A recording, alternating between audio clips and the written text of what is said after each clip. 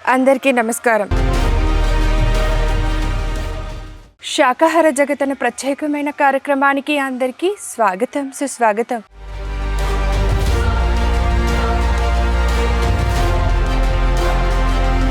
మరి ఇవాల్టి ఈ కార్యక్రమంలో మన ముందు సిద్ధంగా ఉన్నారు కర్నూలు నివాసి అయిన మధు గారు.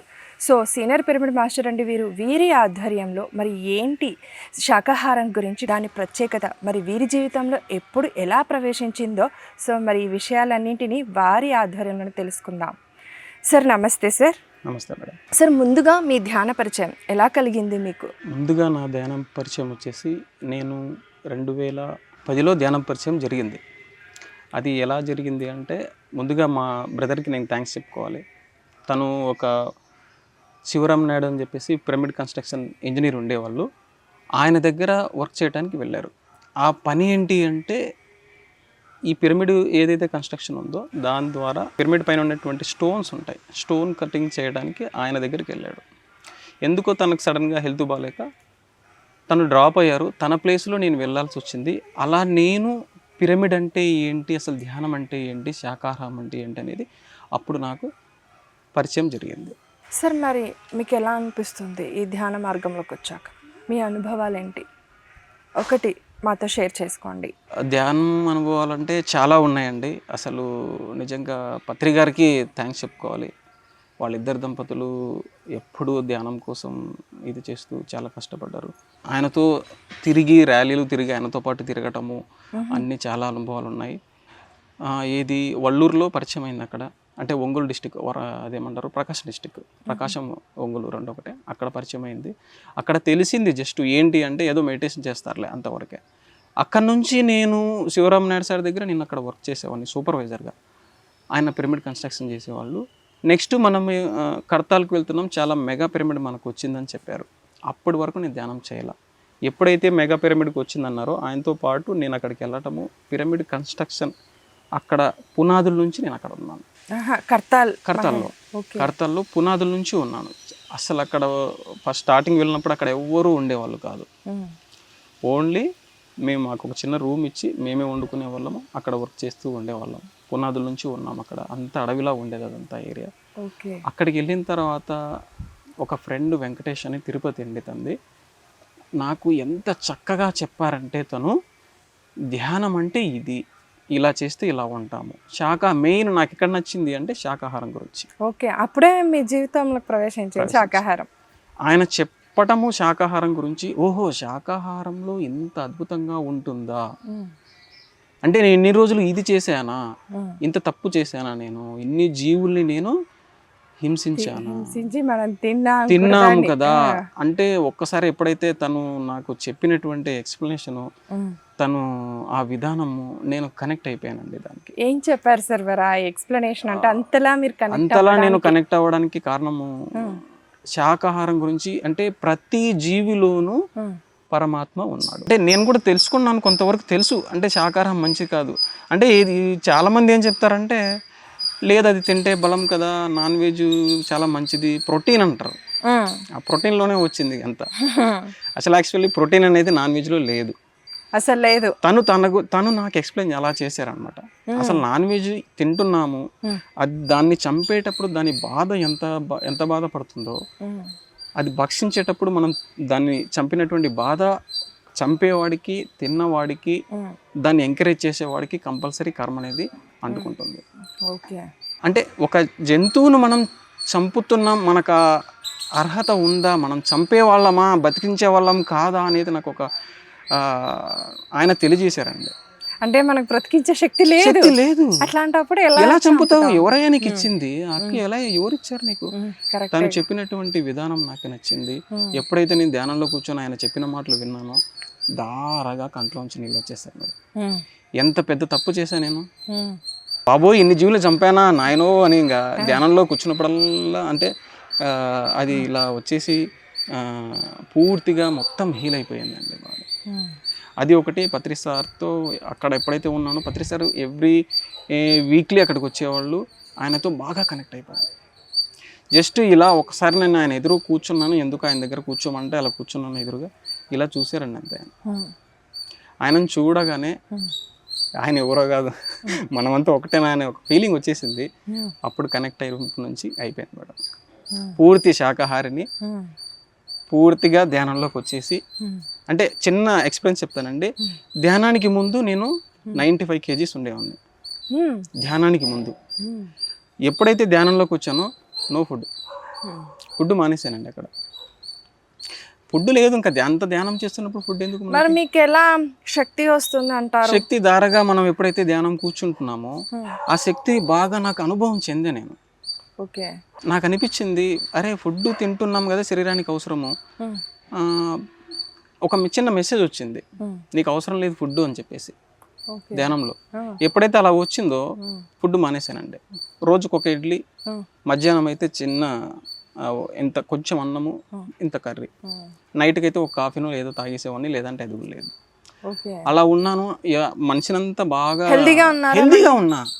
24 hours అక్కడ పనిచేసేవాడిని. మళ్ళీ అక్కడ ధ్యాన శక్తితో, ఓన్లీ ధ్యాన శక్తితోనే. అంటే ఆ శక్తి నాకు అర్థమైంది, ఆ శక్తిని బాగా యూటిలైజ్ చేసుకున్నాను. ఓహో, అంటే ఇది ఇంత ఉంది కదా, ఓకే అని చెప్పేసి అక్కడ నుంచి నాకు 95 kgs నుంచి 45 kgs పడిపోయా. అందరు ఇంట్లో వాళ్ళు భయపడిపోయారు, అయ్యి బాబోయ్ వీడికి ఏమో అయిపోయింది, టీబీనో లేకపోతే ఇంకేమో ఉందని చెప్పేసి ఇంట్లో వాళ్ళు భయపడిపోయారు. కానీ నాకేమీ లేదు, చాలా హెల్దీగా ఉన్నాను. నాలో ఉన్నటువంటి ఏదైతే ఉందో అదంతా వెళ్ళిపోయింది, కంప్లీట్ క్లీన్ అయిపోయాను, చాలా హెల్దీగా ఉన్నానండి. అయితే సార్ మరి గుడ్డుతో సహా మానేశారు కంప్లీట్ గా? ఏం లేదు, మాంసాహారం కాదు ఇది, శాకాహారమే తీసుకోవచ్చు అలా మాట్లాడుతుంటారు కదా. మరి ఒక చిన్న విషయం మేడం, నేను ఇప్పుడు నేను బ్రతకడానికి పర్పస్గా నేను నర్సింగ్ చేశాను, మెడికల్ ఫీల్డ్. ఓకే, నేను నర్సింగ్ చేశాను, ఇప్పుడు కూడా నర్సింగ్ జాబ్ కంటిన్యూ చేస్తూ ఉన్నాను. నేను ఎక్కడ చూసినా ప్రతి డాక్టరు గుడ్డు తినమనే చెప్తారు. ఏమి అంటే మీలో వైటమిన్ B12 డెఫిషియన్సీ ఉంది, మీరు ఇది తినకపోతే మీరు ఇలాగే ఉంటారు, శాకాహారాలంతా ఇంతే. వాళ్ళ దగ్గర నుంచి వచ్చినటువంటి మాట మొత్తం ఇదే వస్తుంది. కానీ నేనేం చెప్తానంటే మనలో శక్తి ఉంది, వాళ్ళు చెప్పే విధానం వల్ల మన శక్తి అనేది కోల్పోతున్నాం. మనలో శక్తి ఉంది, వాళ్ళు ఏం చేస్తున్నారంటే మనని, లేదు నువ్వు ఇలా ఉండాలి, నువ్వు పలానా మందులు వేసుకోవాలి. అరే ఒక చిన్న తలనొప్పి వచ్చిందండి, వస్తుంది, చక్కగా ధ్యానం చేసుకోండి ఒక 1/2 hour, ఎలా ఉంటుందో ధ్యానం తర్వాత. అంటే మాకు సమయం లేదంటారు కదండి సార్, ఇప్పుడు ధ్యానం చేయమని చెప్తే. అంటే సమయం ఎలా వస్తుందండి, తినడానికి సమయం ఉంది కదా, తింటున్నాం కదా మనం, తినడానికి కనీసం అంటే 15 minutes టైం కేటాయిస్తాం, పడుతుంది కూడా. ఆ తినే టైం అయినా పక్కన పెట్టి ధ్యానం చేస్తే చాలు. సమయం లేదు మీరు ఇలాగే సజెస్ట్ చేస్తుంటారా ప్రతి ఒక్కళ్ళకి అండి? అక్కడ నేను మెడికల్ ఫీల్డ్లో నేను ప్రతిరోజు ఇవి ఎదుర్కొనే ఉంటున్నాను. మీరు ఇంకా చూస్తూ ఉంటారు కదా? రెగ్యులర్గా చూస్తున్నాను. నిజంగా అక్కడ వాళ్లకు థ్యాంక్స్ చెప్పుకోవాలి, ఎందుకంటే వాళ్ళు నన్ను విమర్శించడం వల్ల నేను ఇంకా బలంగా తయారైపోతున్నాను. ఎంతలా తయారయ్యానంటే అసలు వాళ్ళు అరే వీడి దగ్గర ఏమీ మాట్లాడొద్దురా అంటే, నేను వచ్చేసరికి అదంతా ఒక పాజిటివ్ వైబ్రేషన్స్ అనేది క్రియేట్ అయిపోతున్నాయి మేడం. నాకు ఎదురు ఏమీ ఉండదు. ఒకవేళ వచ్చింది అంటే నా పై వాళ్ళు హెచ్ఓడీస్ ఉంటారు, హెచ్ఓడీస్ అంటే హాస్పిటల్ డైరెక్టర్స్ ఉంటారు. నిజంగా వాళ్ళకి థ్యాంక్స్ చెప్పుకోవాలి, వాళ్ళు నన్ను కావాలని విమర్శించరు, వారి ద్వారా నేను ఇంకా నేర్చుకుంటున్నాను. మీరు ఇంకా స్ట్రాంగ్ గా తయారవుతున్నారు.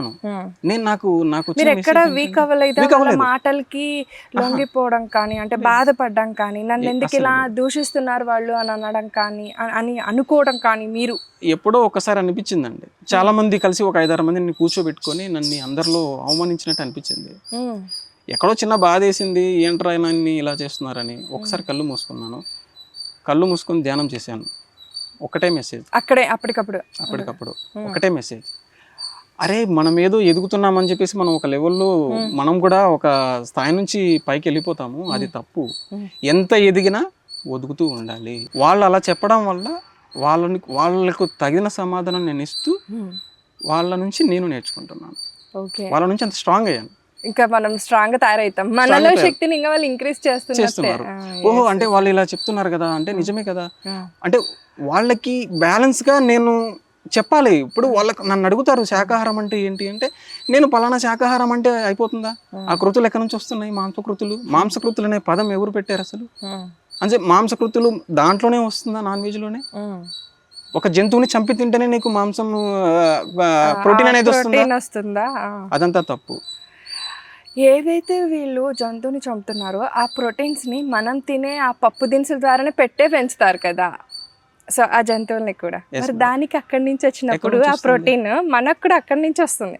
ఐ మీన్ మనకి జీడిపప్పుల్లో కానీ బాదం పప్పుల్లో కానీ వీటన్నింటిలో కూడా మనకు ప్రోటీన్స్ ఉన్నాయని మనకి చెప్తూ ఉంటారు. వాటినే పెట్టి పెంచుతారు వాటిని. సో మనం కూడా అలాగే కదా. సో మరి వాటిని తింటే ఎలా వస్తుంది? నేను ఒకటే చెప్తాను మేడం, ఈ లాజిక్ అదే నేను ఒకటే చెప్తాను. కాదండి మీరు మాంసాహారం అంటారు కదా అంటే వాళ్ళకి ఎక్స్ప్లెయిన్ చేస్తాను. మాంసాహారం అంటారు కదా, ఒక మేకను కోసుకొని తింటారు కదా, ఆ మేక ఎలా పెరిగిందండి? ఏం తిని పెరిగిందండి? అదే ఆకులు తిని పెరిగిందండి అది. అరే ఆకులు తినేదాన్ని నువ్వు ఎలా తింటున్నావు? అసలు అదే ఆకులు నువ్వు తినేసే ఎలా ఉంటావో చూడు. అంతే కదా మేడం? ఖచ్చితంగా. అంటే వాళ్ళకి ఎప్పుడైతే అలా అర్థమయ్యే భాషలో వాళ్ళకు ఎక్స్ప్లెయిన్ చేస్తే వాళ్ళు అప్పుడు అరే ఇది నిజమే కదా, తను చెప్పింది సత్యము, తను చెప్పింది సత్యము అంటే ఇది నిజమే, మనం చంపకూడదు, ఏ జీవిని చంపకూడదు. అంటే మనం ఎప్పుడైతే అలా వాళ్ళకు అర్థమయ్యే భాషలో మనం ఎప్పుడైతే ఎక్స్ప్లెయిన్ చేస్తామో అప్పుడు వాళ్ళు ఖచ్చితంగా మనని యాక్సెప్ట్ చేస్తున్నారండి. ఓకే. సో మీరు అలా ఎక్స్ప్లెయిన్ చేసి చెప్పినప్పుడు వాళ్ళ రెస్పాన్స్ ఏంటి సార్? మారుతున్నారా? మరి ఖచ్చితంగా మార్పు వచ్చిందంటారా? మార్పు వచ్చింది మేడం. అంటే ప్రతి ఒక్కళ్ళకి చెప్పడం వల్ల అవును ఇది నిజమే కదా, తినకూడదు అనేది మైండ్లో ఉంది. అంటే నా ఓన్ ఎక్స్పీరియన్స్ ఏంటంటే నేను చెప్పిన వాళ్ళు చాలా మంది శాకాహారులుగా మారారు. ఎక్సలెంట్. ఇప్పటికీ ఉన్నారు మెడికల్ ఫీల్డ్లో. ఇప్పుడు నేను జాబ్ చేయడానికి వెళ్ళినా లేదా నేను ఇంకా వేరే పని మీద వెళ్ళినా ఎక్కడికి వెళ్ళినా కూడా ఒకటే మార్గమే, శాకాహారం. అంతే, ఇంకా వేరేది ఏం లేదు. మధు వస్తున్నాడు అంటే అరే ఆయన దగ్గర మనం ఏం మాట్లాడకూడదు, ఆయన మాట్లాడితే మనం మాట్లాడలేము, ఎందుకంటే ఆయన సత్యం మాట్లాడతాడు. ఆ అభిప్రాయం వాళ్ళల్లో ఏర్పడింది. Yes. కాబట్టి అలా ఉన్నా కాబట్టి వాళ్ళకి ఏదైనా సమస్య వచ్చింది అనుకోండి, వచ్చి నా దగ్గరకు వచ్చి అడుగుతారు. అంటే ఒకటేంటంటే ఒకదానికి ఒకటి ముడిపడి ఉంటుంది. ఇప్పుడు ఇంట్లో ప్రాబ్లమ్స్ వచ్చి మదన్న అంటే మీ ఎక్స్పీరియన్స్ బాగుంటుంది, మీరు చెబితే చాలా రిలాక్స్గా ఉంటుంది, నాకు ఇది చెప్పండి అంటారు. నేను ఒకటే చెప్తాను, నా ఎక్స్పీరియన్స్ ఏం లేదు, నా దగ్గర ఉన్నది ఏంటంటే ధ్యానము, శాకాహారం. నువ్వు ఫస్ట్ ఆ రెండింటికి వచ్చేసి నీకు అన్ని ప్రాబ్లమ్స్ పోతాయని చెప్తాను. ఎందుకంటే నువ్వు ఎక్కడి నుంచో ఏదో జరిగింది అనుకుంటున్నావు, అది కాదు. మనం తినే తిండి, చేసే విధానాన్ని బట్టి కూడా మనకు కర్మలు అనేవి వస్తాయి. ఫస్ట్ అది మారితే ఆటోమేటిక్గా నీకు అన్ని ప్రాబ్లమ్స్ పోతాయి. సార్ మళ్ళీ ఇలా శాకాహారం తీసుకోవడం ద్వారా మనలో ఎలాంటి మార్పులు వస్తాయంటారు? శాకాహారం తీసుకోవడం ద్వారా మార్పులు అనేటివి నేను స్వయంగా చూశానండి. అంటే ఎగ్జాంపుల్గా మీకు ఒకటి చెప్తానండి. నేను ధ్యానంలోకి రాకముందు శాకాహారం అయితే కాదు. మా నాన్న మా ఫ్యామిలీలో కఠినంగా నాన్ వెజ్ తింటారు, రోజు తినమన్నా తింటారు. అలాంటి ఫ్యామిలీ నుంచి వచ్చాను నేను కూడా. నేను ఇంట్లో వాళ్ళు చెబుతుంటే తిన్నా, ఫస్ట్ నాకు చెప్పేవాళ్ళు ఎవరూ లేరు. అలా తిన్నప్పుడు ఏమైందంటే నాన్ వెజ్ తిన్నప్పుడు నా ఒంట్లోంచి ఒక నెగిటివ్ లాగా అనిపించేది నాకు. అంటే శరీరం కూడా రియాక్ట్ అయ్యేది. నేను ఎప్పుడైతే నాన్ వెజ్ తిన్నానో ఆ తిన్న ఫుడ్ అనేది దానివల్ల ఒళ్ళంతా దద్దులు వచ్చేది. తిన్నప్పుడల్లా నాన్ వెజ్ ఎప్పుడైతే తీసుకున్నానో తిన్నప్పుడల్లా దద్దులు వచ్చేది. అప్పుడు అర్థం అవ్వాల ఏదో అయింది అంటే దానికి మళ్ళీ అంటే ఇప్పుడు ఏదంటారు పైత్యం లాగా అవ్వటం, కళ్ళు తిరిగిపోవడము, ఒళ్ళంతా దద్దులు రావడం, రియాక్షన్స్. అంటే నా ఫుడ్ కాదు అది. అంటే ధ్యానంలోకి వచ్చాక తెలిసింది. వాళ్ళు మళ్ళీ ఏం చేసేవాళ్ళు, దానికి విరుగుడు ఏదో టాబ్లెట్ వేసుకోవడం, దానికి అలర్జీ కదా ఇది, దీని ద్వారా వచ్చిందన్న గ్రహింపు అయితే లేదు. చాలా మందికి ఉందండి ఇది. చాలా మంది నాన్ వెజిటేరియన్లో చాలా మందికి తెలుసు నాన్ వెజ్ తింటే ఇట్లా వస్తుందని తెలుసు, కానీ సరిగ్గా వాళ్ళకు చెప్పేవాళ్ళు లేరు. నేను ప్రతి ఒక్కళ్ళకి ఇదే చెప్తానండి. ఏ డాక్టరు నువ్వు ఒక జ్వరం వచ్చినప్పుడు నువ్వు నాన్ వెజ్ తినని చెప్పేసి ప్రిస్క్రిప్షన్ చెయ్యరు. ఎందుకు అంటే నువ్వు జ్వరం వచ్చినప్పుడు తిన్నామంటే నువ్వు చచ్చిపోతావు, క్లియర్. అప్పుడు ప్రిస్క్రైబ్ చేయరు. ఎందుకు చేయరు? మనం ఏదైతే తింటున్నామో అది మామూలు ఫుడ్ కాదు. నువ్వు మామూలు తినండి, దాని నుంచి ఇంకా రియాక్షన్స్ వస్తాయి ఆ సమయంలో అనేది కూడా తెలుసు. సపోజ్ ఎగ్జాంపుల్ డెంగ్యూ, మలేరియా వచ్చిందండి, తినండి ఎలా ఉంటుందో. తిననివ్వరు కదండి సార్. సపోజ్ కొంతమంది బాగా తిని లివర్ డ్యామేజ్ అయి ఉంటుంది, వాళ్ళకు డాక్టర్లు ఏం చెప్తారంటే నువ్వు నాన్ వెజ్ మానేసేయాలి, నువ్వు ముందు మానే అని చెప్తారు. అలా ఎందుకు చెప్తారు అంటే ఎవరైతే తినని చెప్పారో వాళ్ళే వద్దంటున్నారు. అంటే దాంట్లో సత్యం ఏంటో మనం తెలుసుకోవాలి. Correct sir. అంటే ఎవరైతే తిను అని చెప్పారో, నీకు ప్రోటీన్ ఏదైతే అవసరం అన్నారో వాళ్ళే మళ్ళీ ఏం చెప్తారంటే నువ్వు తినకూడదు, ఎందుకంటే నీకు లివర్ డ్యామేజ్, దానివల్ల ఏమవుతుందంటే ప్రాబ్లం అవుతుంది. ప్రాబ్లం. సార్ మరి మీరు శాకాహార ర్యాలీస్లో పాల్గొంటూ ఉంటారా? ఖచ్చితంగా మీకు కలిగిన అనుభవాలు ఏంటి? పాల్గొన్నాను మేడం. సారు ప్రతిసారి ఉన్నప్పుడు సార్ ఎక్కడ ఉంటే అక్కడ ర్యాలీకి వెళ్ళేవాళ్ళము. సార్ ఒకటే చెప్పారు. ఏమైనా ఇబ్బందులు ఎదుర్కొన్నారా సార్ మీరు, అంటే ర్యాలీస్లో పాల్గొన్నప్పుడు కానీ అలా? నేనైతే ర్యాలీల్లో ఇబ్బందులు ఏమి ఎదుర్కోలేదు మేడం. అంటే ఒకటే నాకు అర్థమైంది, ధ్యానం మనమైతే ఎంత అవసరమో 1 గంట ధ్యానం ఈక్వల్ టు 6 అవర్స్ నిద్ర అని అంటారు. అంటే మనం 1 గంట ధ్యానం చేస్తే 6 గంటల నిద్రతో సమానం. ఎందుకంటే మన మైండ్ అనేది అంత జీరో స్టేజ్కి వచ్చేసి అంత బాడీ అంతా రిలాక్స్ అయిపోతుంది. ఓకే, అది ఎంత నిజమో మనం శాకాహార రైల్లో ఎప్పుడైతే పార్టిసిపేట్ చేసామో, నాకు పత్రి సార్ డైరెక్ట్గా చెప్పారు, నువ్వు ఒక్క శాకాహార రైల్లో పార్టిసిపేట్ చేసినామంటే దాంట్లో మనం శాకాహారం గురించి 10 మందికి చెప్పామంటే 100 జన్మల కర్మలు దగ్ధం అయిపోతాయి అని చెప్పేసి. అవి ఎప్పుడైతే చెప్పారో సారు, చెప్పిన తర్వాత నేను ఒకసారి ర్యాలీకి వెళ్ళాను. అంటే ర్యాలీకి వెళ్ళినప్పుడు ధ్యానం చేసిన అనుభవం వేరైతే, ర్యాలీ చేసింది అంతకు 10 అనుభవం నేను దాని గురించి ఎక్స్పీరియన్స్ చేశాను. ఓకే, ధ్యానం చేస్తే ధ్యానం కూర్చున్నప్పుడు హాయిగా మైండ్ అంతా జీరో అయిపోవడము, బాడీ తేలిగ్గా అవడం ఉంటుంది. అదే ర్యాలీలో ఒక్క ర్యాలీలో చేస్తే ఏమైతే మనం పాంప్లెట్స్ వాళ్ళకి అమ్మ శాకాహారం తినండి పంచేటప్పుడు ఆ ఎనర్జీ అనేది నేను బాగా గ్రహించాను. ఏం చేంజెస్ సార్, ఏం గమనించారు అక్కడ మీరు? ఈ భూమండలంలో శాకాహారం గురించి చాలామంది శాకాహారులు ఉన్నారు, శాకాహారం చెప్పే వాళ్ళు మాత్రం చాలా తక్కువ ఉన్నారు. అది శాకాహారం వెజిటేరియన్ గురించి చెప్పడం వాళ్ళు తక్కువ ఉన్నారు. ఎప్పుడైతే ఈ పిరమిడ్ ధ్యానం సంబంధించి స్థాపించి పత్రి గారు ప్రపంచాన్ని మొత్తం శాకాహారమయం చేయాలి అని చెప్పారో, మనం జన్మ తీసుకుంది దానికేనని చెప్పారో, అప్పటి నుంచి మనము ఎప్పుడైతే శాకాహార ర్యాలీ పార్టిసిపేట్ చేయడం వల్ల నాకు వచ్చిన అనుభవం ఏంటంటే, ఆ ర్యాలీకి వెళ్ళొచ్చి శుభ్రంగా ఒక 5 నిమిషాలు ధ్యానం కూర్చుంటాం. ప్రతి ర్యాలీకి వెళ్ళటము, ర్యాలీ చేసే ముందు ధ్యానం చేయడము, ర్యాలీ తర్వాత ధ్యానం చేయడము. అలా ధ్యానం కూర్చున్నప్పుడు అన్ని కోళ్ళు మేకలు వచ్చేయండి నాకు అంటే ధ్యానంలోకి ఎక్స్పీరియన్స్. ఓకే, అరే ఏంటి ఇలా వస్తున్నాయి అంటే అవి వచ్చి ఎనర్జీ ఇచ్చినట్టు నాకు నేను ఫిజికల్గా నేను అంటే ధ్యానం కూర్చున్నప్పుడు ఎక్స్పీరియన్స్ చేశాను, అనుభవం కలిగింది. అంటే మనం ఎప్పుడైతే వాటి బాగు కోసం తోడ్పడతామో తిరిగి మనకు అది ఇవ్వబడుతుంది. సూపర్. అసలు వాళ్ళంతా పులకరించిపోయేదండి, వాళ్ళంతా పులకరించిపోయి గూజ్ బంప్స్ వచ్చాయి నాకు అసలు. అంటే అరే మనకు ₹1,00,00,000 ఆస్తి మన పేరు మీదకి వస్తుందంటే అంత సంతోషం అది వేరు. అంటే అంటే పోలుస్తున్నాను మేడం, అది ఏది పనికిరాదండి. అంటే ఒక్క శాకాహారులు తిరగటం వల్ల నీ ఆత్మ సంతృప్తి నాకు కలుగుతుంది. Okay, relax. ఓహో అప్పుడు అర్థమైంది నాకు, ఓహో నా జన్మ పర్పస్ ఏంటి, నేను ఎందుకు ఈ మెడిటేషన్లోకి వచ్చాను, ఆ పర్పస్ ఆఫ్ లైఫ్ తెలిసిపోయిందండి. అప్పటి నుంచి ఒకటే మార్గమే, ఎవరు కలిసినా కూడా ధ్యానం, శాకాహారం. సార్ మరి ధ్యానానికి శాకాహారానికి అంటే ఆధ్యాత్మికంగా మనం ఎదగటానికి ఎంతవరకు తోడ్పడుతుంది ఈ శాకాహార జీవితం కానీ, మనం జీవించేప్పుడు విధానం కానీ శాకాహారిగా మారితే?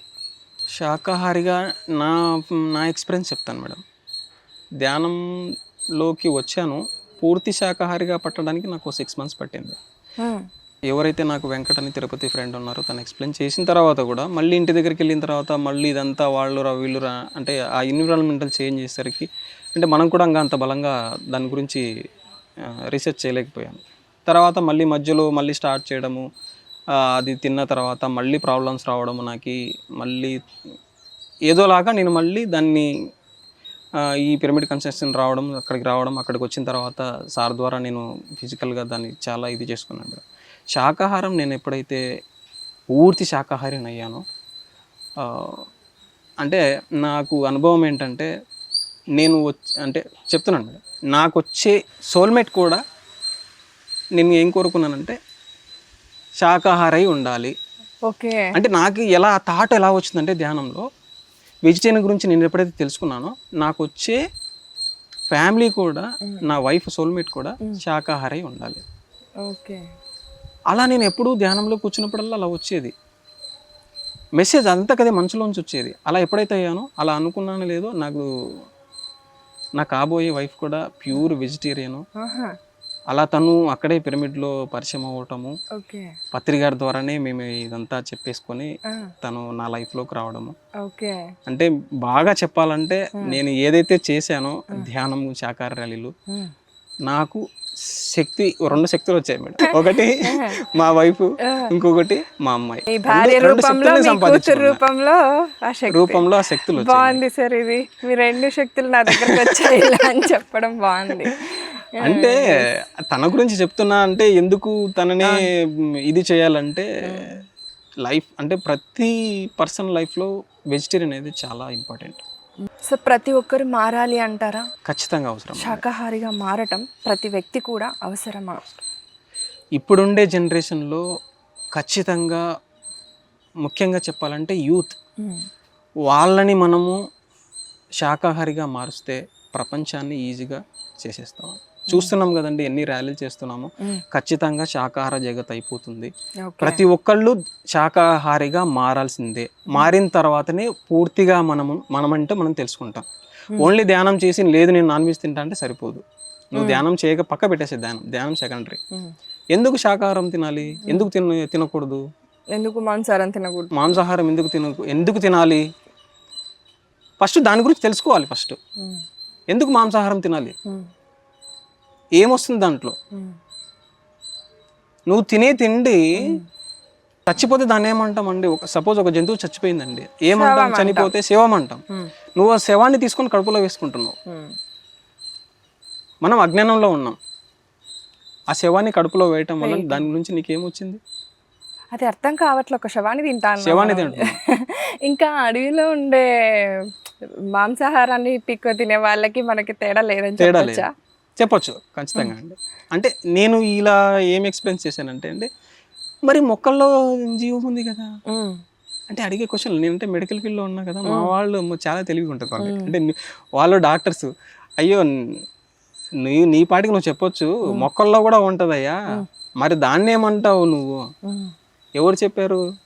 మొక్కల్లో ప్రాణశక్తి ఉంటుంది, కానీ సృష్టికి విరుద్ధమైతే కాదు. చాలా మంది యోగులు ఏం చెప్పాలంటే శాఖలుగా వచ్చే భోజనమే నువ్వు చేయాలి. శాఖలుగా రావటము, ఒక గింజ, నువ్వు ఒక బియ్యపు గింజ చల్లితే ఎన్ని మొక్కలుగానూ వస్తాయి.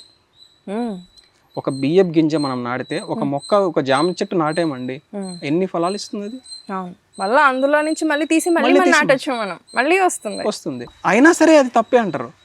సరే, ఒక జంతువుని నువ్వు కోస్తున్నావు, అది కోసేటప్పుడు ఎంత బాధపడుతుంది? మొక్క పోయి బాధపడుతుంది, వద్దంటుందేమో చూద్దాం.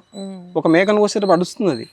ఒక జంతువుని కోసినప్పుడు రక్తం వస్తుంది. ఈ మొక్కల్ని మనం కోసినప్పుడు నీరు వస్తుంది. ఏ వెజిటేబుల్ అయినా మనం కట్ చేసినప్పుడు నీరు వస్తుంది. అందులో వాటర్ కంటెంట్ ఉంటుంది. అంటే మనిషికైనా జంతువుకైనా నాడీ మండల శుద్ధి ఉంది.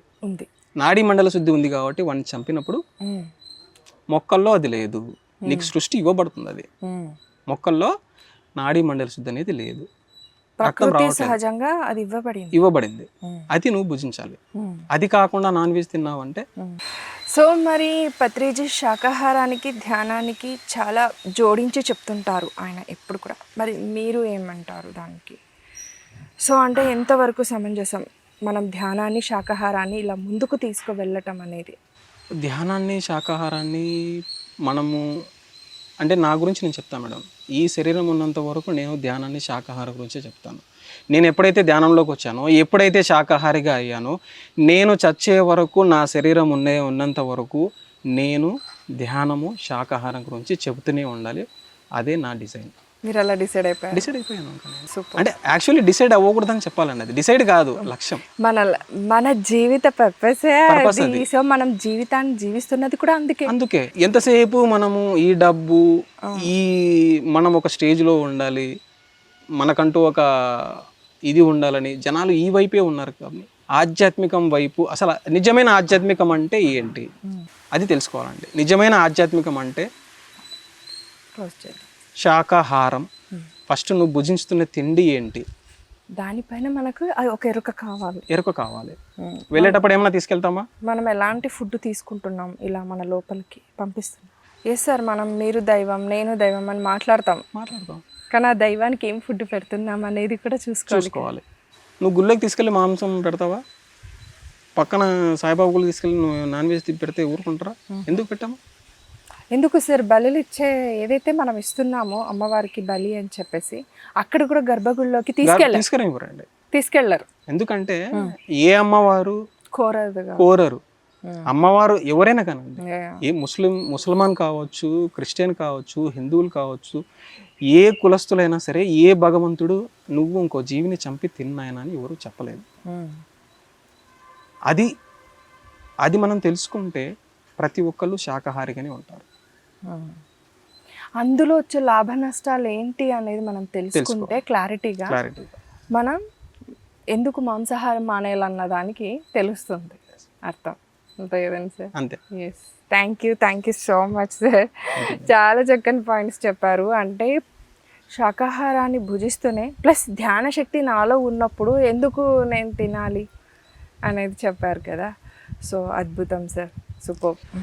నేను ఫస్ట్ నర్సింగ్ వైపు చేసేటప్పుడు క్లినికల్ డ్యూటీస్లో చదువుకునేటప్పుడు సడన్గా నాకు రైట్ సైడ్ పెయిన్ వచ్చింది. ఒక చిన్న ఎక్స్పీరియన్స్ ధ్యానంలో కడుపులో పెయిన్ వచ్చింది, అది కూడా రైట్ సైడ్, విపరీతమైన పెయిన్. ఇంకా ఏంటి, నేను అక్కడే ఉన్నా, క్లినికల్ డ్యూటీస్ కదా, నేను ఎక్కువ క్యాజువాలిటీలో చేసేవాడిని. అక్కడ ఉండే పీజీస్ కానీ అవుట్ సర్జన్స్ కానీ వెంటనే అరే నువ్వు వెళ్ళి అక్కడ అల్ట్రాసౌండ్ చేయించుకోరా అన్నారు. అక్కడికి వెళ్ళి నేను స్కానింగ్ చేయించుకున్నాను. వాళ్ళు స్కానింగ్ చేసి రేడియాలజిస్ట్ ఏమన్నారంటే నీకు అపెండిక్స్ ఉంది, ఓకే, స్టార్ట్ అయింది, ఎమర్జెన్సీగా 24 అవర్స్లో నీకు సర్జరీ చేయాలన్నారు. నాకు 24 అవర్స్లో. బిఫోర్ మ్యారేజ్ అయ్యండి, నేను అప్పుడు ఇంకా మ్యారేజ్ అవ్వలేదు. నాకు బుద్ధ పిరమిడ్లో రెగ్యులర్గా వచ్చి 4 అవర్స్ ధ్యానం చేసేవాడిని. అప్పుడు అసలు నాకు మైండ్ బ్లాక్ అయింది. అదేంటి, నేను ధ్యానం చేస్తున్నా కదా, నాకెందుకు ఇలా వచ్చేసింది, నాకు ఇలా రాకూడదు కదా. ఒక్కసారి మైండ్ బ్లాంక్ అయిపోయింది. అసలు ఏం చేయాలి నేను ఇప్పుడు? వాళ్ళేమో క్యాన్లో పెడుతున్నారు, ఫ్లూయిడ్స్ పెట్టేసి ఇంకా చేసేస్తారు, రేపు మార్నింగ్ అంతా నీకు అంతా సర్జరీ అయిపోతుంది, ఇప్పటి నుంచి NBMలో ఉండు, నువ్వు ఏం తినకుండా ఉండేది అని చెప్పేసి వాళ్ళు అన్నారు. నాకేం అర్థం అవ్వట్లా. నేనేమో క్లినికల్ డ్యూటీలో ఉన్నాను, నాన్న వాళ్ళకు తెలియదు, వాళ్ళకి చెప్తే కంగారు పడిపోతారు. ఒకటే లక్ష్యం, ఒకటే మెసేజ్ వచ్చిందండి అప్పుడు నాకు, ఫస్ట్ ఇక్కడ నుంచి బయటకు వెళ్ళిపోయాను. అక్కడ ఉండే డాక్టర్స్కు రిక్వెస్ట్ చేసి, సార్ నేను మళ్ళీ వస్తాను, ఈవినింగ్ పెయిన్ వచ్చిందంటే మళ్ళీ వస్తాను, ఇప్పుడు నన్ను ఇక్కడ నుంచి పంపించేసేయండి అన్నాను. అక్కడ వాళ్ళు ఒప్పుకోలేదు, వాళ్ళని బలవంతంగా రిక్వెస్ట్ చేసుకొని వచ్చి నేరుగా బుద్ధ పిరమిడ్కి వచ్చానండి. నేను బుద్ధ పిరమిడ్కి వచ్చి కంటిన్యూస్గా 5 గంటలు ధ్యానం చేశాను. ఒకే సిట్టింగ్లో 5 అవర్స్ ధ్యానం కింగ్ ఛాంబర్లో కూర్చొని 5 గంటలు ధ్యానం చేస్తే నాకు 80% పెయిన్ అనేది తగ్గిపోయింది. ఆ పెయిన్ ఎంత పెయిన్ వచ్చిందంటే చాలా పెయిన్ వచ్చింది. ఆ పెయిన్ 80% తగ్గిపోయింది. ఆ ధ్యానం కూర్చున్నప్పుడే నాకు వచ్చిన మెసేజ్ ఏంటంటే, నువ్వు 41 days ఇలాగే రెగ్యులర్గా వచ్చి ధ్యానం చేయి, నీకు పూర్తిగా తగ్గిపోతుందని చెప్పారు. రోజు కాలేజీకి వెళ్ళాలి, కాలేజ్ అయిపోయిన తర్వాత ఎక్కడో అక్కడ 4 kilometers నుంచి వాక్ చేసుకుంటూ వచ్చి ఇక్కడ బుద్ధ పిరమిడ్లో కూర్చొని ధ్యానం చేస్తూ 4 గంటలు రెగ్యులర్గా ధ్యానం చేస్తాను. 4 రోజుల్లో నాకు పెయిన్ పూర్తిగా తగ్గిపోయిందండి. 4 అవర్స్లో పూర్తిగా తగ్గిపోయింది. ఆ 41 రోజు అలాగే ధ్యానం చేసుకొని ఆ 4 రోజుల తర్వాత కూడా మళ్ళీ మా వాళ్ళు అడిగితే మళ్ళీ వెళ్ళి స్కాన్ చేయించుకుంటే, అరే నీకేం లేదు, అదే అప్పుడు వచ్చింది కానీ ఇప్పుడు ఎలా పోయిందో అసలు అని చెప్పేసి వాళ్ళు